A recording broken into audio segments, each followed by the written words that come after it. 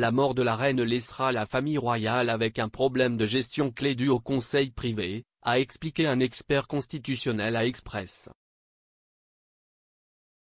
Co.uk. La reine Elisabeth II est décédée à l'âge de 96 ans, a annoncé le palais de Buckingham dans un communiqué hier.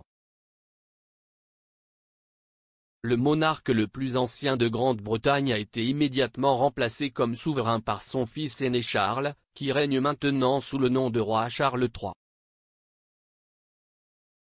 Le prince de Galles devrait rencontrer le Premier ministre Liz Truss avant de s'adresser à la nation lors d'une émission ce soir. Alors que Charles commence son règne en tant que roi, la famille royale devra faire face à un problème clé en raison de la taille du conseil privé, selon le docteur Robert Morris de l'unité de constitution de l'University College London. L'expert constitutionnel a affirmé que l'organe consultatif du monarque, qui joue un rôle clé après la mort de la reine, devra être géré avec soin en raison de ses centaines de membres. S'adressant à express.co.uk, il a déclaré, dans les 24 heures, il y a une réunion spéciale des membres du conseil privé qui sont complétés par divers autres dignes. Y compris, par exemple, des représentants de la ville comme si est la tradition. Le Lord Mayor sera là et tous les membres du conseil privé. Pour le moment, il y en a un peu plus de 700, ce qui est beaucoup plus qu'il n'y en avait en 1952 lorsque le roi George VI est mort, et sa fille était bien sûr alors au Kenya. Donc, il y aura une sorte de problème de gestion sur la façon de traiter tous les chiffres qui inclurait probablement aussi les hauts-commissaires des royaumes, c'est-à-dire les pays du Commonwealth où la reine est également chef d'État, ainsi que chef du Commonwealth. Après le décès de Sa Majesté, le conseil d'accession, tenu dans les 24 heures suivant sa mort, proclamera Charles roi.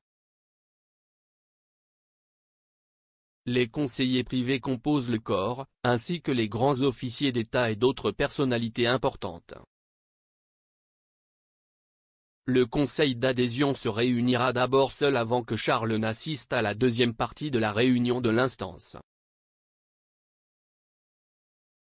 Le docteur Morris a déclaré, ce que fait ce conseil d'adhésion, c'est qu'il ne fait pas de Charles King, il proclame qu'il est déjà roi. Il y a une grande fanfare d'annonces et il y a des événements dans toutes les capitales provinciales pour faire proclamer la proclamation et ainsi de suite.